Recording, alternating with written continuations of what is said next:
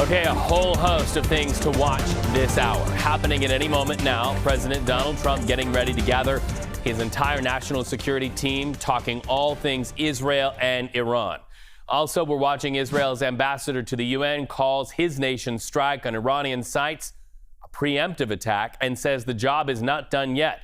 We're watching that podium, the flag's right there. As soon as we see him step forward and give us any information, we'll bring it to you. We're also watching at this hour two major cases in the space of immigration and deportation. On the left, Kilmar Abrego Garcia. On the right, Mahmoud Khalil. They know their fates are in the hands of judges. We are there for both of their hearings. And then, of course, we're looking live at St. Patrick's Cathedral as we see mourners writing the final lines in the life of New York Congressman Charles Rangel. But first, as President Trump gathers his Security Council around the table today, we are watching what will happen next after Israel struck Iran overnight. Dead in that attack, top Iranian military commanders, leveled nuclear sites, and nuclear scientists also killed in that strike. So Iranian state media says Israel's strikes hit several cities, including the capital of Tehran, hitting main enrichment facilities for uranium also struck there, and you're seeing some of the aftermath in the video coming into our monitors. There's more. You know, we've seen this before in past Israeli strikes on Iran, but this time, Republicans and Democrats seem to agree that this conflict could escalate if Iran-backed supporters join forces in the region. So Israeli Prime Minister Benjamin Netanyahu asked about this. He said he had no choice, claims that Iran is secretly building nuclear weapons program to use against Israel. Listen. They've backed up their genocidal rhetoric with a program to develop nuclear weapons. In recent years, Iran has produced enough highly enriched uranium for 9 atom bombs. 9.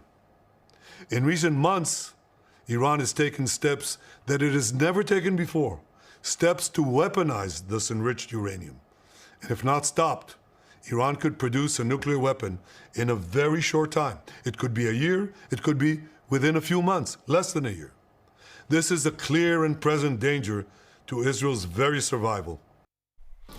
So striking back, Iran by drone. The Israeli Defense Force says most of those drones didn't do any damage. Still, though, you can see Israelis on edge. This video out of Tel Aviv shows people in stores, stocking up, lining up to get the essentials. We've got team coverage as President Trump gathers his advisors today. CBS News White House reporter Aaron Navarro is at the White House, and CBS News national security reporter Olivia Gazis is at the State Department. So, Olivia, let's begin with you. We know you're watching this closely. The president and his team, no doubt briefed by Israeli Prime Minister Benjamin Netanyahu. He says those strikes will continue. So the question I have for you is, what's the U.S. role going forward?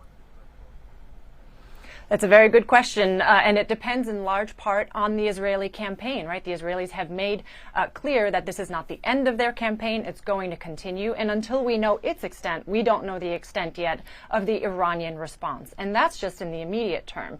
In the medium to long term, we don't know whether Israeli actions here actually are successful in eliminating Iran's capabilities to create a nuclear bomb or accelerate them, whether they are a death blow to the existing regime or whether they invigorate it. We don't know whether regime change is actually the underlying goal of the Israeli campaign at this point, or whether it is to effectively degrade and destroy nuclear capabilities. And then the looming question, as you point out, is whether and to what extent this conflict is broadened.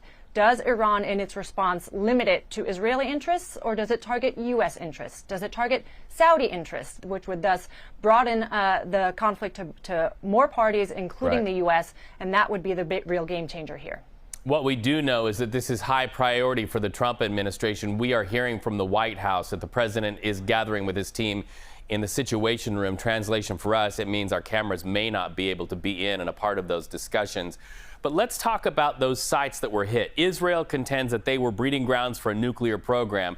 Take us through the map a little bit, and then the damage, and then what could happen if Israel continues bombardment. Well, that's a very good set of questions again, Reed, because we know that thus far the Israeli strikes on Iranian nuclear facilities have been limited in terms of the damage. The IAEA, the UN's nuclear watchdog, has said that there's no known radioactive material leaking from Natanz, that largest facility, and we know of no significant damage thus far, again, to other existing Iranian nuclear facilities. The Israelis, of course, are hamstrung to an extent because they lack two crucial things: bunker buster bombs and B-2 stealth bombers, both of which would have to be provided by the United States to effectively get at the sprawling underground nuclear complexes that we know the Iranians have.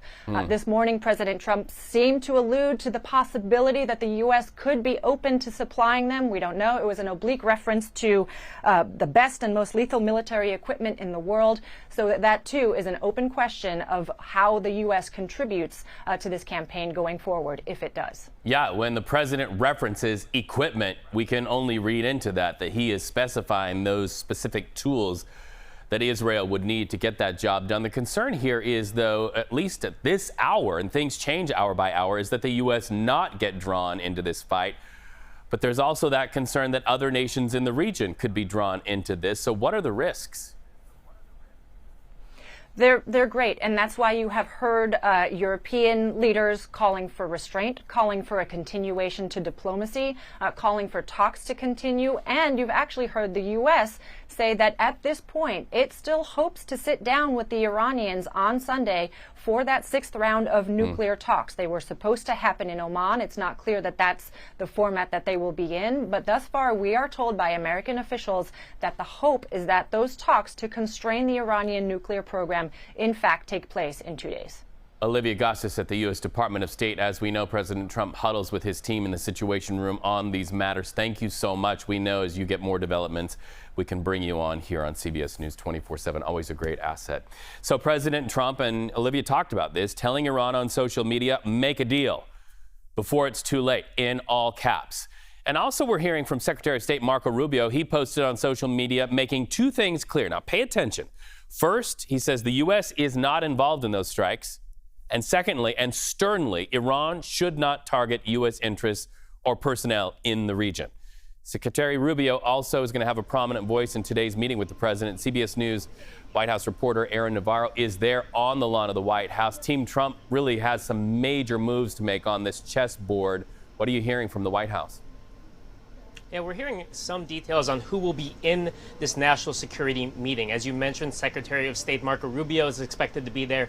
Vice President Vance, Secretary of Defense Pete Hegseth, the Attorney General Pam Bondi, the Chief of Staff Susie Wiles. So definitely an all-hands-on-deck situation for that meeting expected to happen this morning, where the remaining questions are how and or if the U.S. will get involved militarily should Iran have retaliatory strikes on Israel, or should they strike U.S. bases? We know that in recent days, President Trump has spoken to Israeli Prime Minister Benjamin Netanyahu. The two are expected to talk momentarily this morning. And the president also talked to French President Emmanuel Macron about this conflict earlier today. We're still waiting for more details from the White House on exactly how much the administration knew about Israel's strikes.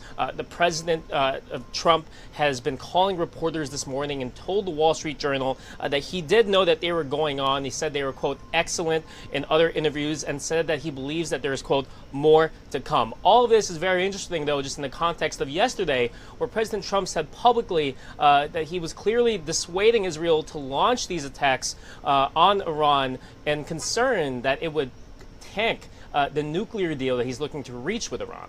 Yeah, well, and this strike happened, and we know this as one of the president's representatives was traveling to that region to try to strike that deal. In fact, yesterday, Aaron, on CBS News 24/7, we heard right out of the president's mouth that if Israel chose to bomb Iran, that deal on the table could be, to use the president's terms, blown up. So is that to say the deal is blown up and gone, or is there hope that they can still strike a deal as the president is pushing for on social media?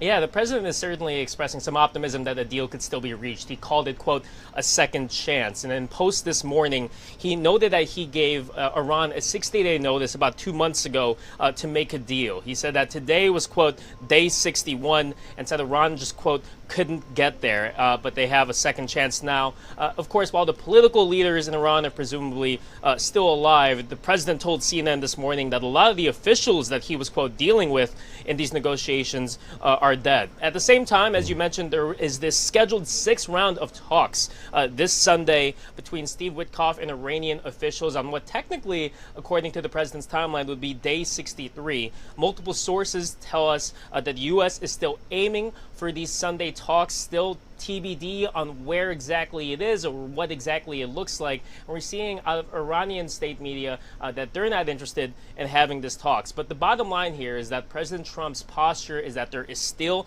a deal to make. Whether Iran agrees or not is to be determined. And Aaron, our cameras are fired up both in Israel and looking over into Iran. If any action happens, we will bring it to you on CBS News 24/7. Aaron Navarro watching the situation at the White House.